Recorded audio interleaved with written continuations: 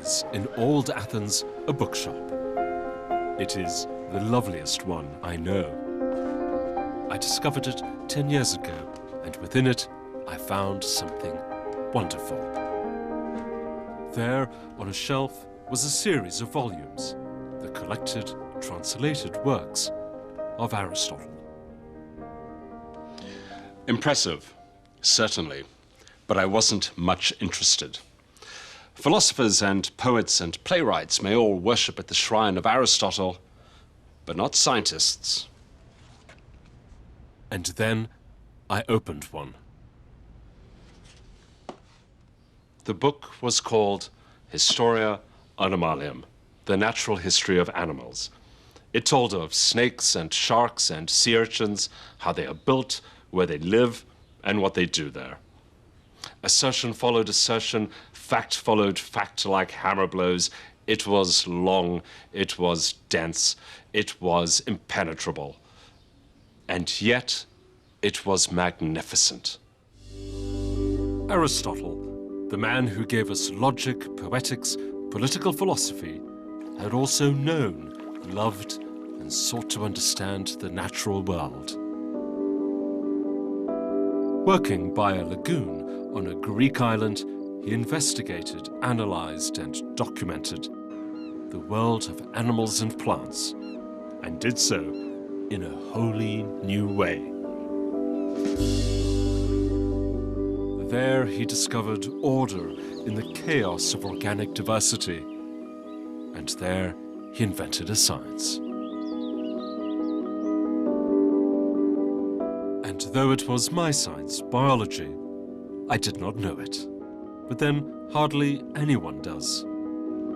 For Aristotle's biology, strange, difficult, and yet wondrous, is almost completely forgotten.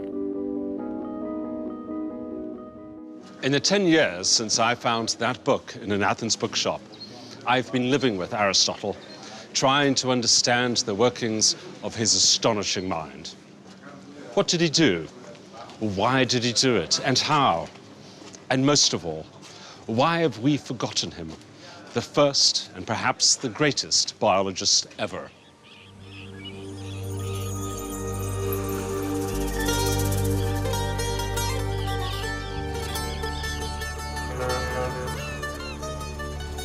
The Scottish zoologist Darcy Thompson, who translated Historia Animalium, wrote that the lagoon where Aristotle worked was on the Aegean island of Lesvos. That same day, I boarded the evening ferry from Piraeus. It's 347 BC, and Aristotle is fed up.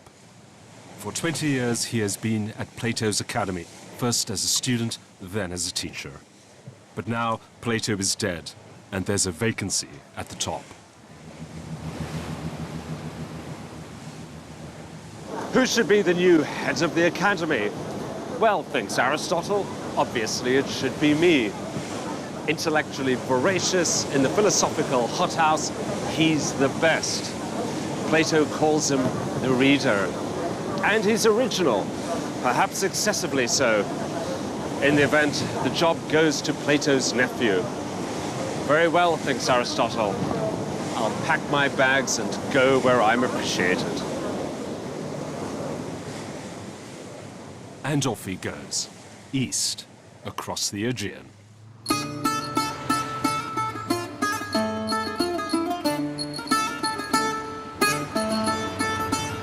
In the years that I've been searching for Aristotle, I have come to know and love this island.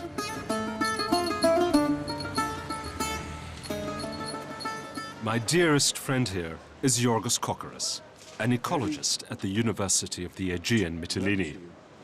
It was he who first took me to the lagoon. You look fine, mate.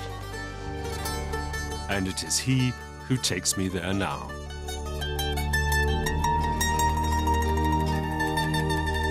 It was on the shores of this calm lagoon that, 23 centuries ago, Aristotle did so much of his groundbreaking biology. He knew it as Pyrrha. Today they call it Colony. But for me, it is Aristotle's Lagoon.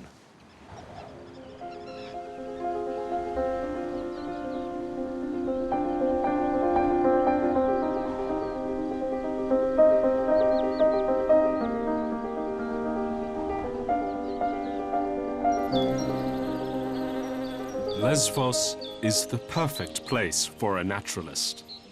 In no other Greek island is the natural world so endlessly present and richly seductive. On the frontier of Europe and Asia, Lesvos draws its creatures from both. In spring and autumn, it is a resting place for millions of birds migrating between Africa and the north. What do we see over there? I mean, There are avocets. Philios Akriotis, Greece's leading ornithologist, lives on the island. He takes me for an Aristotelian walk in the marshes and woods that flank the lagoon.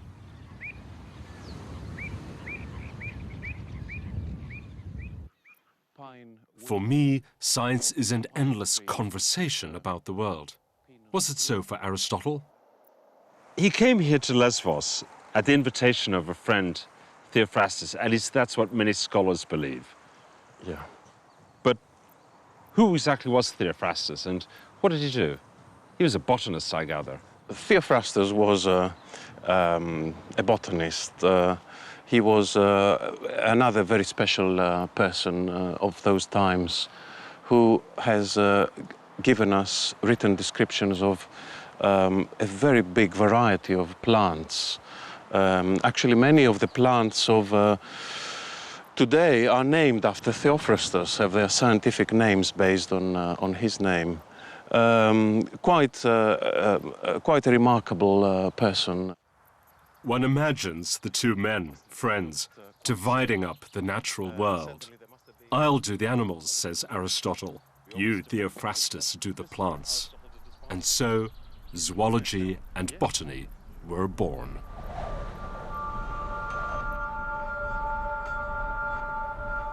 Aristotle describes the forms, habits, and habitats of hundreds of animals. He says that tortoises have shells, hiss, lay eggs, and hibernate. That snakes copulate by entwining themselves. He describes the life cycle of the cicada.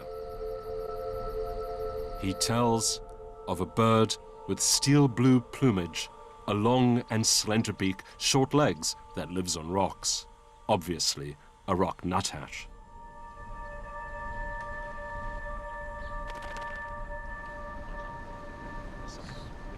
Flamingos you can see over there.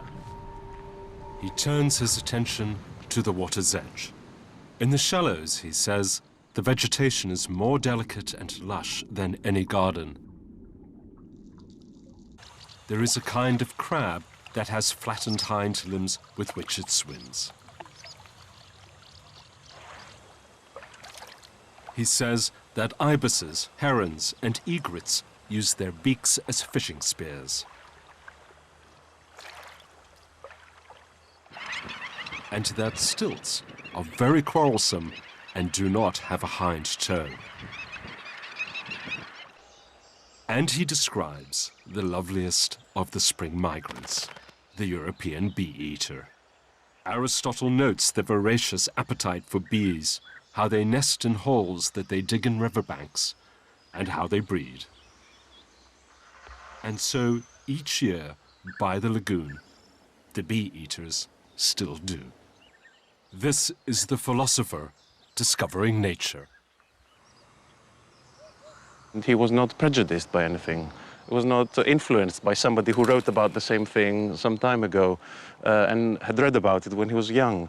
Yes, a freshness. That's what I admire in his writing. Everything he writes seems to be his own observations. In a wonderful passage known as the Invitation to Biology, he says, it's not good enough simply to study the stars, no matter how perfect and divine they may be. Rather, we must also study the humblest creatures, even if they seem repugnant to us. And that is because all animals have something of the good, something of the divine, something of the beautiful.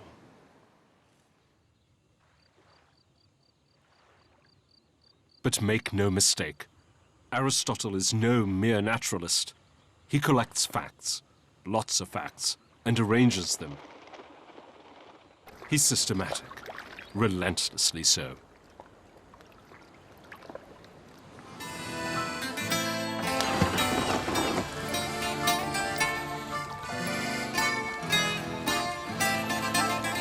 He classifies. In Historia Animalium alone, he names and distinguishes 110 kinds of animals. And he's especially good on fish. Oh, nice.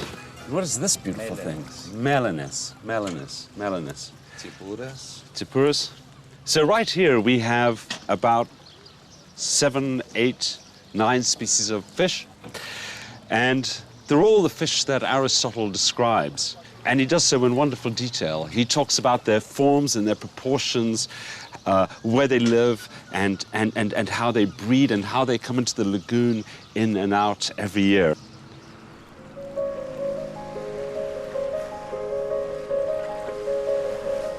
But Aristotle also notices that some species resemble each other. Aristotle classifies many of the creatures that he finds in the lagoon into larger groups, and you can see them here, such as these things which I'm trying to get, which are sea squats.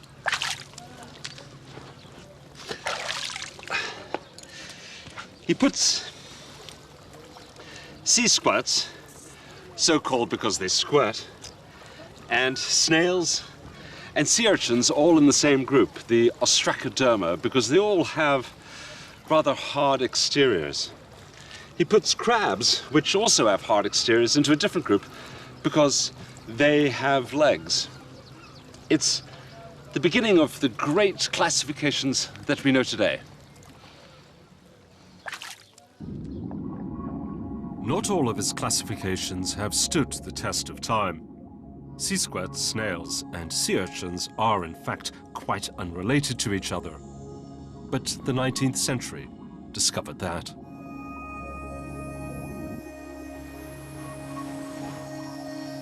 And he's superb on dolphins. Aristotle notices that although dolphins live in the water and look a bit like fish, they breathe air and suckle their young just as many land quadrupeds do. He therefore puts whales and dolphins, cetaceans, in a group of their own. His successors ignored them and just called them fish. What makes the scientist turn to the study of the natural world? So often, it is a place. And whatever that place is, it stays with him for the rest of his life. For it is where he first sees the beauty and delight of living things, begins to understand their mysterious order and glorious confusion. And it is where he first begins to wonder, why? And that is Aristotle's question. For he's in search of the deepest causes of things. And to do that, he knows that he can't simply go about pressing wild flowers and checklisting birds. He has to get into the guts of things. But to do that, Aristotle first had to find a friendly fisherman. Hey, Dimitri. Hi, Armando. Calimera. Calimera. So, what do you say? Ready? Some fishing? Yeah. Historia Animalium is so filled with observations about the creatures that live in and around the lagoon that they cannot all be Aristotle's own. He must have interrogated people who knew about animals. As Darwin wrote to pigeon fanciers, so Aristotle spoke to fishermen. So roughly where are we going? We're going out here to the right? Over there, that direction, in the middle, about in the middle. About halfway down the lagoon. The lagoon cuts the island of Lesvos nearly in two. It is one of the most productive stretches of water in the eastern Aegean. And it contains an animal to which Aristotle was particularly devoted, the cuttlefish. The first few traps are empty, but there are cuttlefish down there. These are the eggs. Yeah, The nest is covered in them. exactly. That's fantastic. God, there must be thousands and thousands of cuttlefish down there.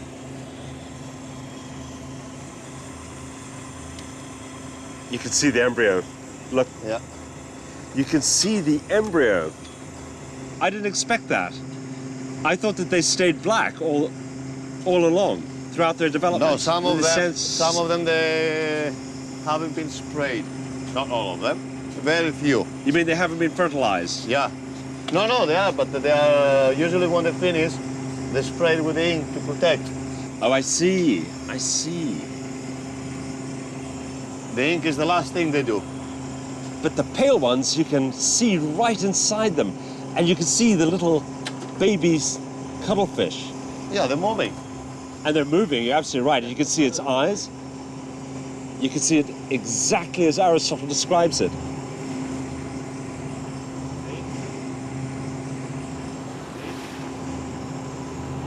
My God, they're gorgeous. They're amazing. In a week or two, they all will be gone. And then we see movement. Cuttlefish, dozens of them.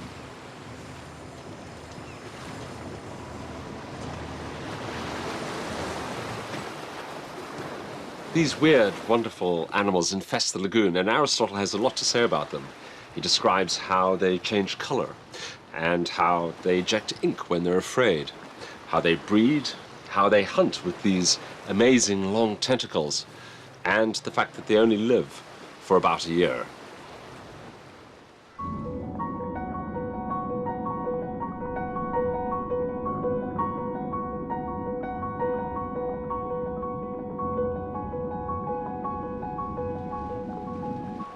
One of Aristotle's masterpieces is the dissection of the cuttlefish.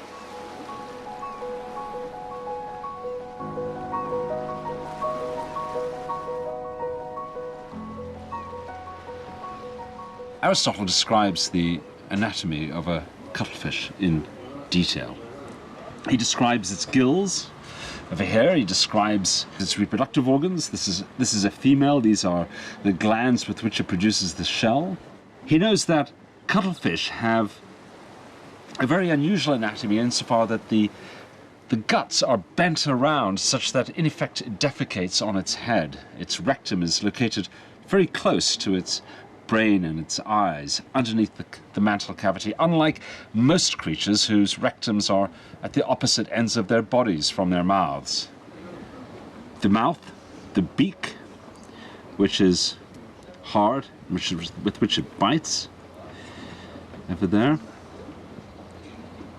He looks inside of the cuttlefish and he sees that the biggest organ is a big orange thing, which he calls the mitus, and it's right in the middle of the body. He thinks that this is the heart, or at least the equivalent of a cuttlefish heart. It isn't. It's the liver. But because it's centrally located and our hearts are centrally located, he in effect argues that they are the same thing. It's an easy mistake to make. And it must be said that everything else he does is just incredibly impressive.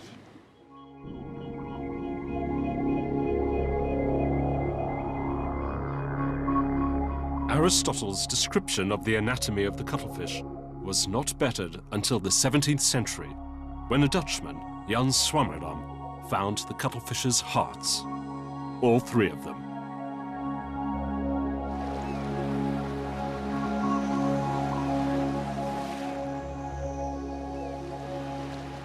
You might expect that a book like this would be ordered by species, that there'd be a chapter on insects and another chapter on cuttlefish and lizards and so on and so forth. But it isn't. In fact, it's ordered by system. There are sections on digestion and reproduction and life cycles. Really, it's ordered like any modern invertebrate zoology textbook. And it's that tells us that Aristotle isn't simply accumulating natural history knowledge. He's doing something much more systematic. He's doing science.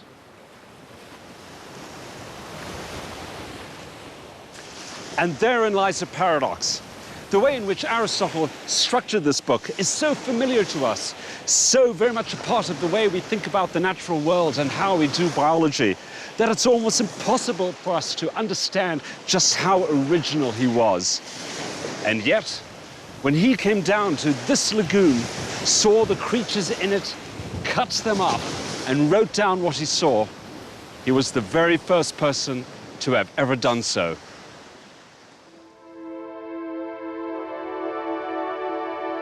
What he does next is revolutionary. Having sorted his data, having arranged his facts, he begins to explain. He pits theory against observation. He invents a new way of understanding the world.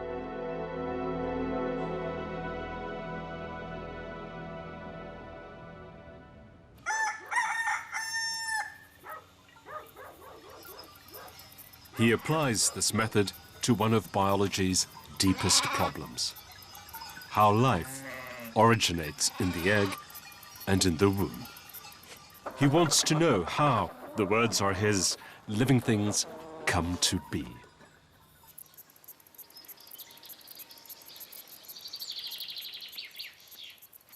If you really want to understand development, you have to do what Aristotle did. You have to go to a farmyard and get yourself some fertilized chicken eggs.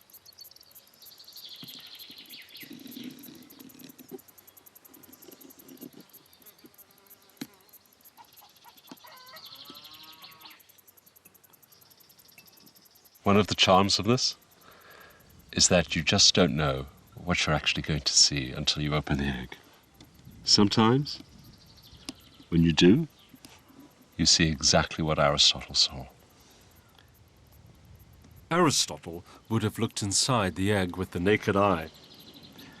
But we can do a bit better with this handy little microscope which attaches to my computer.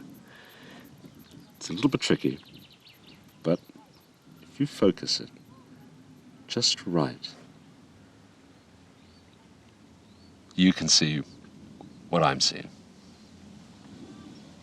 It's an embryo, not more than a few days old, lying there, minute, on its bed of albumin and yolk, with the blood vessels, the vitelline arteries and veins ramifying into its surroundings. You can see its head, you can see its eye, and above all, you can see its little heart just beating there.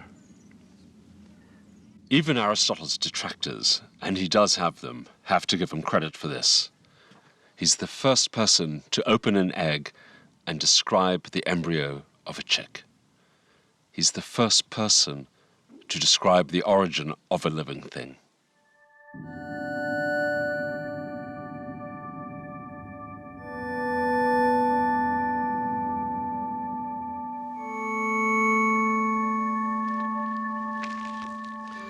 Aristotle describes the growth of an apparently inanimate egg into a living, breathing, copulating creature. Had he done just this, he would be worthy of our admiration. But I think he did much more. I think he attempted to, and largely succeeded in, penetrating to the very deepest secrets of life. Why do chicks hatch from chicken eggs? Why not tortoises, fish, or snakes? It sounds like a trivial question, but it isn't. It's a question about why progeny look like their parents. It's a question about inheritance.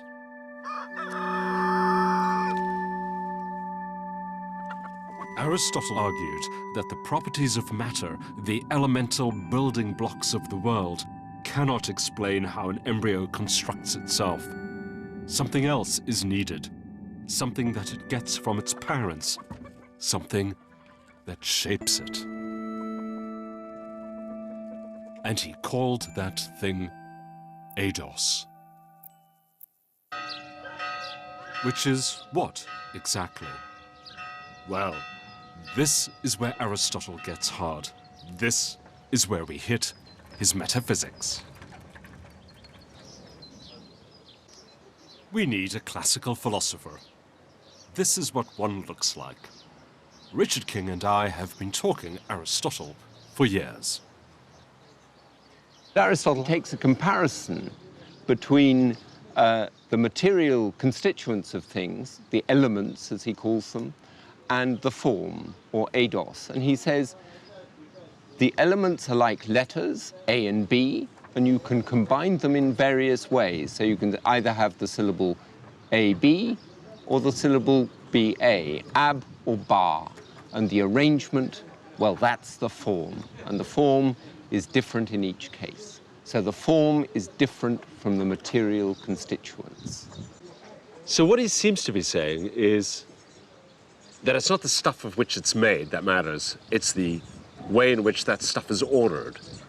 Exactly, exactly. It's the order of the material constituents, just as the order of the letters makes the two different syllables. So what eidos really is something like information. That's right. Information or a kind of activity. And the really remarkable thing is he's using a metaphor for information, the order of the letters, that is almost exactly like the metaphor that we use when we speak about the genetic code, about DNA. After all, it's not the material constituents of DNA that matter, rather it's the order of the elements of which DNA is made up, the molecules, the nucleotides. That's the information. That's right.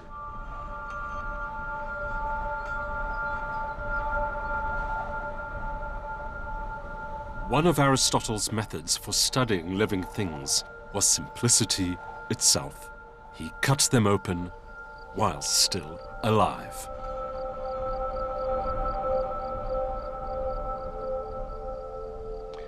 Aristotle has an enthusiasm for vivisection that today seems excessive. He describes how if you cut an insect, such as this, in half, it lives for a surprisingly long time.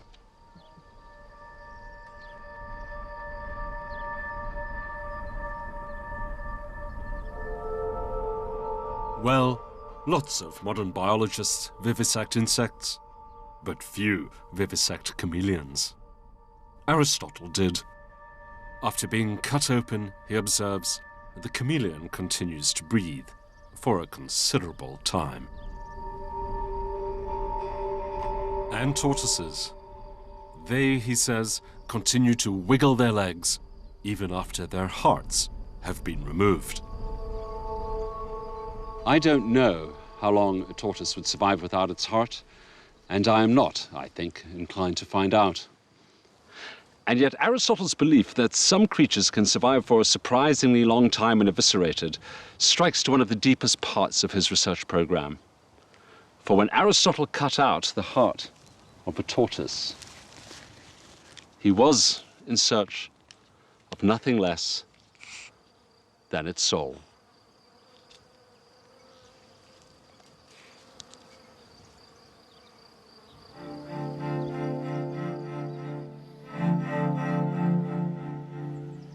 The ancient Greeks allegorized the soul as butterfly. They used the same name for both, Psyche. It's easy to see why.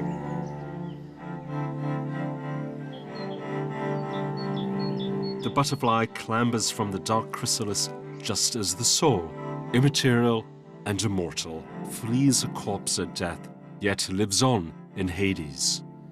It's the soul, a spirit.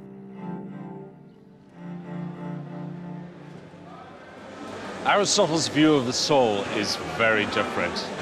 He thinks that all living creatures, not just humans, have one.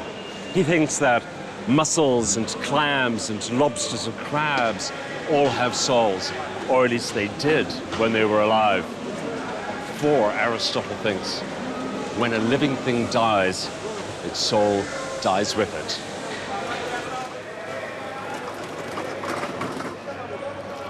This is the soul as biology. Yet when you read Aristotle on the soul, it seems rather mysterious. It's not material, yet it controls matter. It's not an organ that you can dissect out and hold in your hand. It's something much more abstract. The soul is the network of command and control that makes a creature. It's the flow of nutrients throughout its body. It's the workings of its organs. It's the senses with which it perceives the world. And in the case of a man, it's the thoughts he thinks.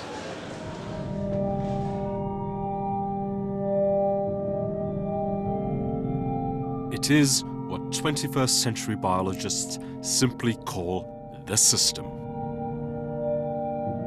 It is a creature's metabolism and the circuitry of genes and proteins that control it. It is all the devices that stave off entropy and stop living things collapsing into heaps of inert matter. What Aristotle calls the soul, we call the system. What he calls eidos, we call genes. The language is very different, but the concepts are much alike. At the heart of both theories of life is the idea that information handed down from parent to child, generation upon generation, shapes living matter. Aristotle believes that every species has a unique eidos, its own particular soul. Why then are there so many species? For us, there are two explanations. A religious one, God made them, and a scientific one, they evolved.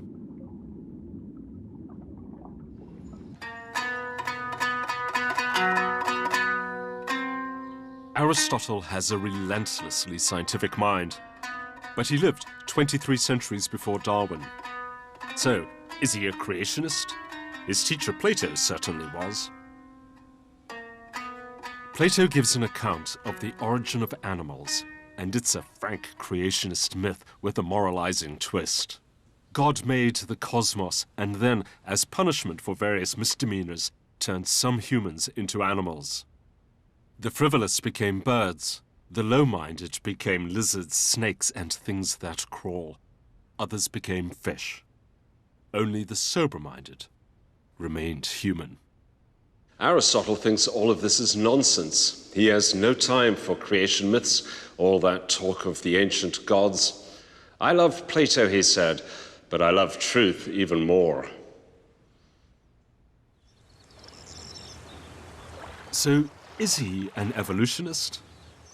He has Darwin's sense of how creatures are fitted to the environments in which they live.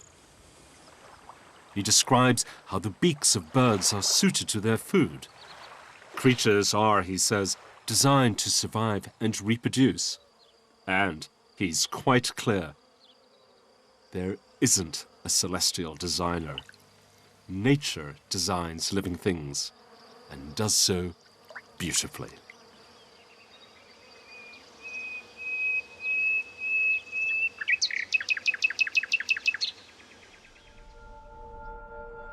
He thinks that some animals are more advanced than others. There is a scale of complexity. Most remarkably, he tells us that apes are intermediate in form between quadrupeds and humans, which is certainly true. It all sounds terribly Darwinian, but it isn't. For Aristotle isn't an evolutionist. He's something much stranger. Aristotle thinks that the world that we see before us has simply always been there, unchanging. He is, in other words, an eternalist. It's a difficult idea to understand. Our conceptual world is constructed on a Manichaean conflict between creation and evolution, and eternity simply isn't an option. Eternity denies history. It says that the past is not a very different place, but the same place forever and forever and forever. Which brings us to one of the most puzzling gaps in his science, the fact that he doesn't say anything about fossils. It's hard to see how Aristotle missed this. We're on the western end of the island, amid the remains of a vast forest, but the trees are now stone. It is one of the world's great petrified forests.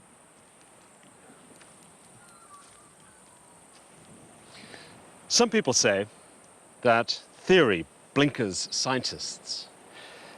I don't think that's true, at least not in any strong sense. And yet, if you don't believe that the past is a different place, it's easy to see how you could mistake a forest for a field of stones. An ancient volcano covered them in ash.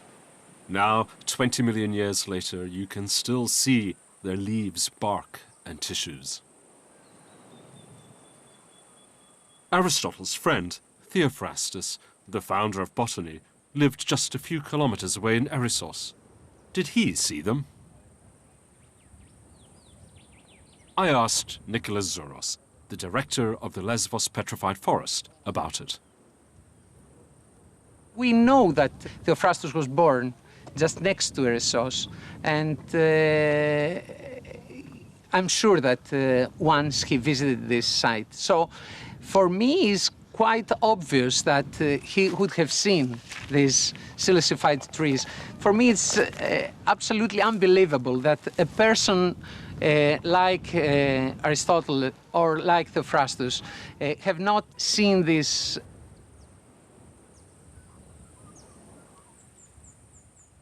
Perhaps he just missed the entire forest. Perhaps it was covered up.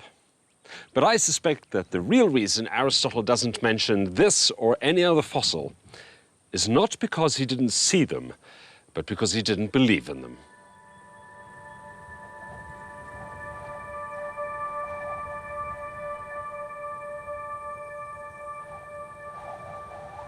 Still, the question remains. If species weren't created, and if they did not evolve, why then are there so many of them? Aristotle understands that species are connected to each other in very complex ways. He compares the world to a house. The Greek is oikos, from which we get our ecology. And in the household of the world, every species has its own role.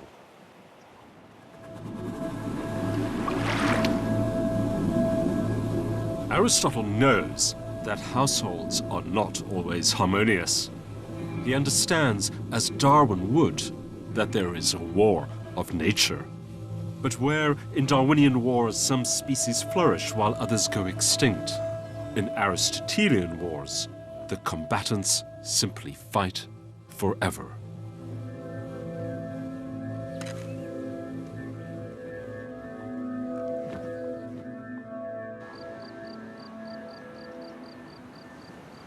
But earthly creatures are not the only inhabitants of Aristotle's household. The sun, the planets, and the stars are as well.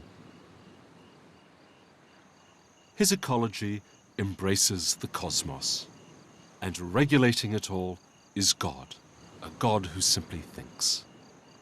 And though his God is the ultimate remote intellectual, he is also the reason for life on Earth. It's a beautiful, if slightly mystical, doctrine, for it says that the nature that Aristotle described, dissected, and classified is in fact sacred. Had I a god, he would surely be Aristotle's.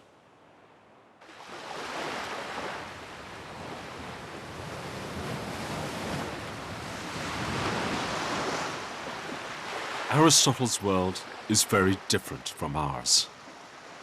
Our world does have a history, one that can be seen in this very lagoon.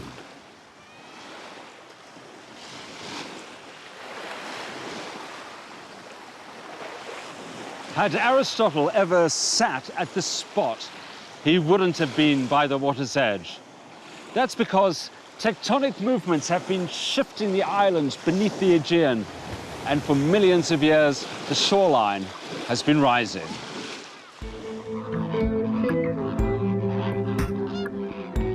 The ecology of the lagoon has changed too. The most enchanting creatures that live here are surely the flamingos. For all their flamboyance, Aristotle does not mention them at all. They are newcomers and only arrived here a few decades ago. Other changes to the lagoon's ecology are more disturbing.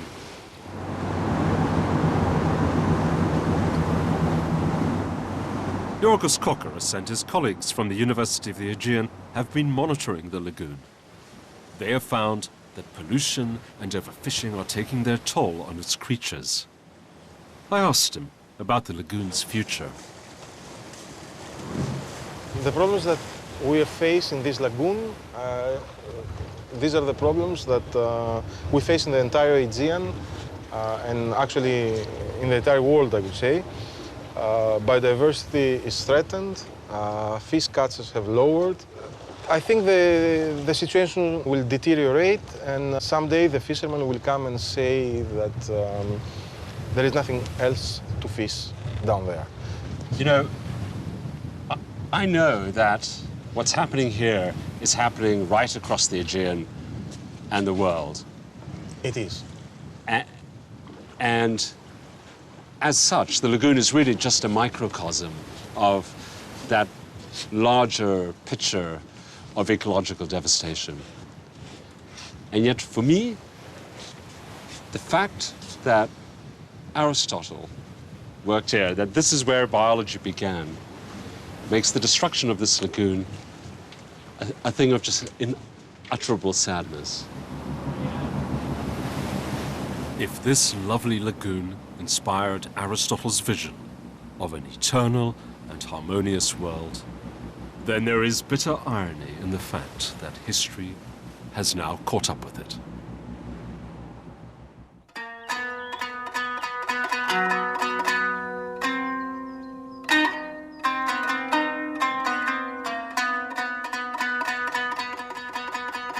Aristotle continued the work that he began on Lesvos. He wrote books about the anatomy, physiology, and development of animals. There is a book about breathing, another on aging, another on movement. There is a book on the soul. The scientific legacy he left is not vast. It is monumental. It was read, copied, and plagiarized by Roman encyclopedists, Muslim physicians, and medieval scribes. By the 13th century, it was being taught throughout the universities of Europe. In the Renaissance, scholars rearranged his books into catalogues with exquisite illustrations depicting the creatures that Aristotle had seen. They founded museums full of natural wonders, not unlike this one in a small village near the lagoon. In fact, it's no exaggeration to say that modern biology was founded on Aristotle. Which raises the question, why have we forgotten him? Why has he no place in the pantheon of great scientists next to, say, Pasteur or Darwin? One reason is that some of his biology was very simply wrong. He was very wrong about eels. Whoa, it's a big one.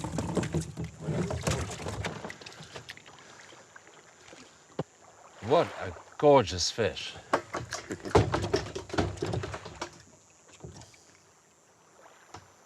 Which kind is it? Is it a leptocephalus or brachycephalus? Leptocephalus. Leptocephalus. Aristotle says that the eels grow from the mud at the bottom of the rivers. Why would he say that?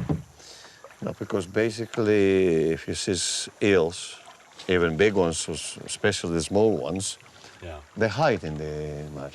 They can easily just, in the mud, they just go direct inside and disappear inside in the mud. See, all this time, we never saw an eel with eggs. So what do you think that tells us?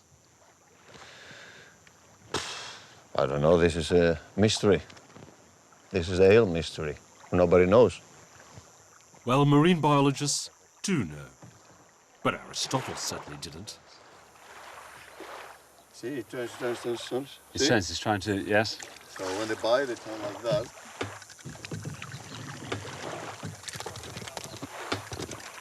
I think we've got enough, don't you? Yeah.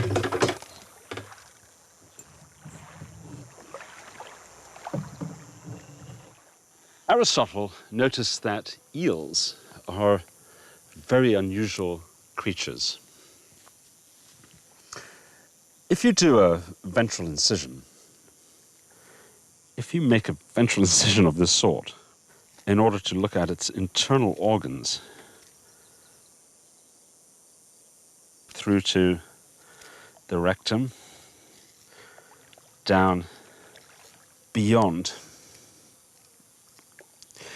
what you see are all the regular organs that you would find in any fish. But in a regular fish, the reproductive organs would be somewhere right around here, the gonads, the sperm and the eggs. However, in eels, you simply never find them.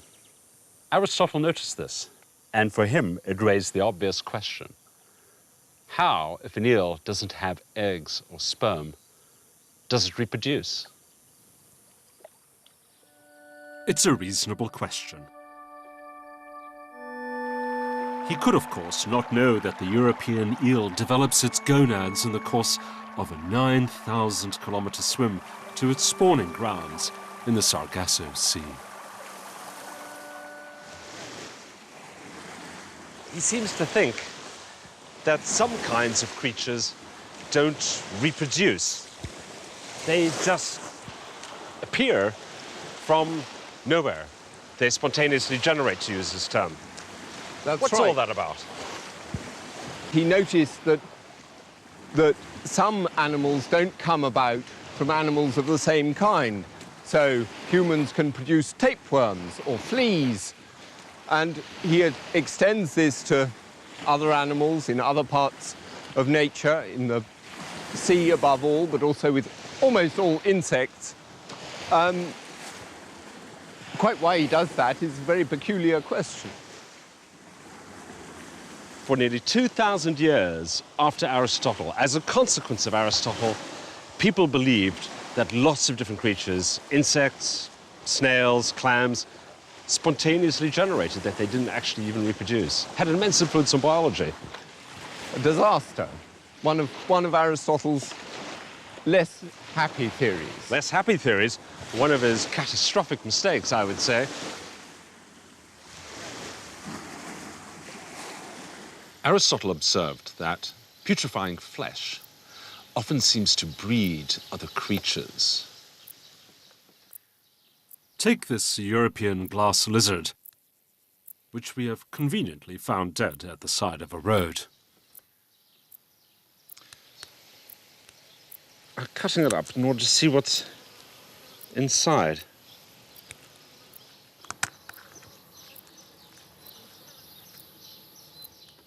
The lizard has become rather mummified in the intense heat. We see, perhaps unsurprisingly, that it's crawling with maggots. Now, Aristotle knows that flies come from maggots, and he knows that maggots come from putrefying flesh. And so he concludes, not unreasonably, that flies are, in his words, spontaneously generated from dead things. And you find these just here in Kalani? Just here in port. Are the fish from Kalani, are they nice? No, Of course, no, very the good. best. The best. The best. And I'll take one of these guys. Aristotle's belief in spontaneous generation wasn't, however, the real reason he became discredited. Rather, it was the failings in his method that this belief exposed. When I read Aristotle, it's like reading the work of a brilliant, albeit eccentric colleague. There are the same detailed observations, the closely argued theory, the same invidious references to predecessors. But there's one thing that's missing, the thing that defines modern science: experiment. I place 2 fresh fish in 2 jars, cover one with gauze, and leave the other exposed. It's the kind of experiment that Aristotle might have done, but didn't. A week later, I look at the results. This fish has been left open and exposed to the elements. And it is crawling with maggots, such as this one here.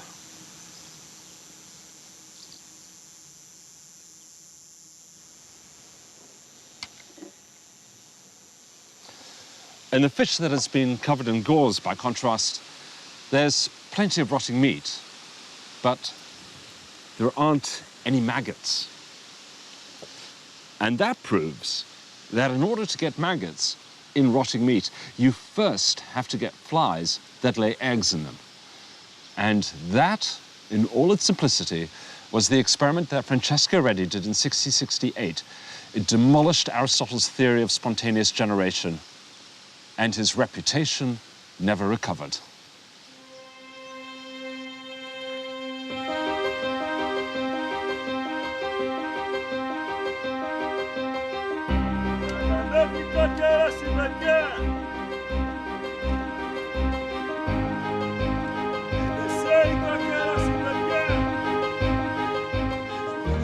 At the heart of the story lies a tragic paradox. For nearly 2,000 years, where men inquired about the natural world, they first asked, what did Aristotle think? And such was the force of his mind and the scope of his investigations that invariably he had an answer.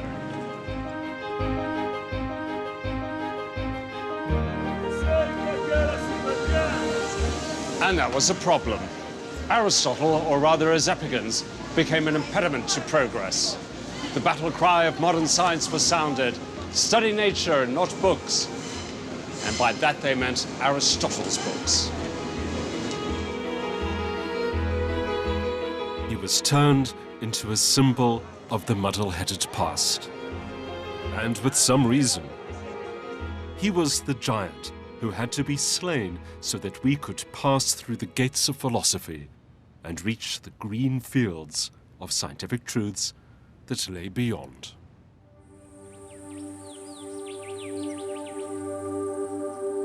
Aristotle stayed in Lesvos for just 2 years. He was offered a job, tutor to a princeling called Alexander, whom history would call the Great.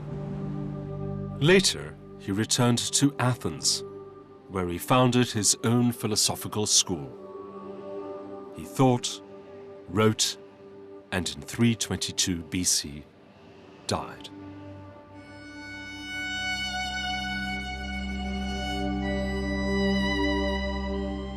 What then are we to make of Aristotle? Should we praise him for his prescience or condemn him for his errors? I think he gives us this. He tells us that creatures are exquisitely fitted to their environments, that they are adapted, and that adaptation requires an explanation.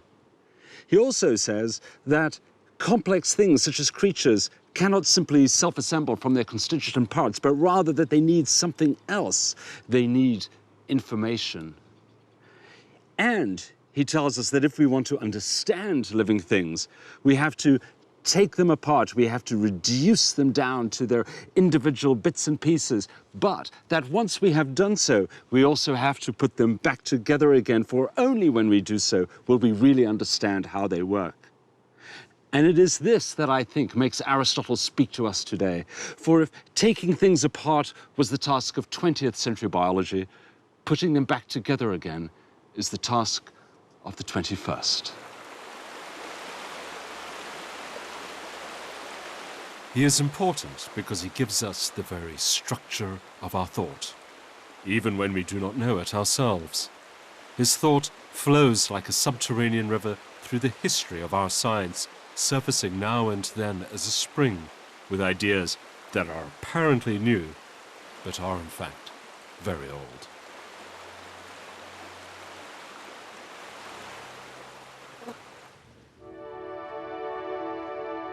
Is this view of Aristotle anachronistic? I don't think so. He is so vast, so protean, that each generation must read him anew. For when they do, they always find things in him that their predecessors have missed.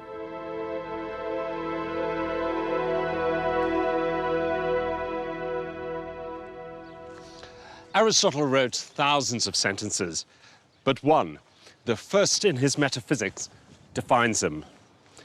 All men, he says, desire to know. But, he continues, not all forms of knowledge are equal. The best is the pure and disinterested search for the causes of things. And he has no doubt searching for them is the best way to spend a life. It's a claim for the beauty and worth of science.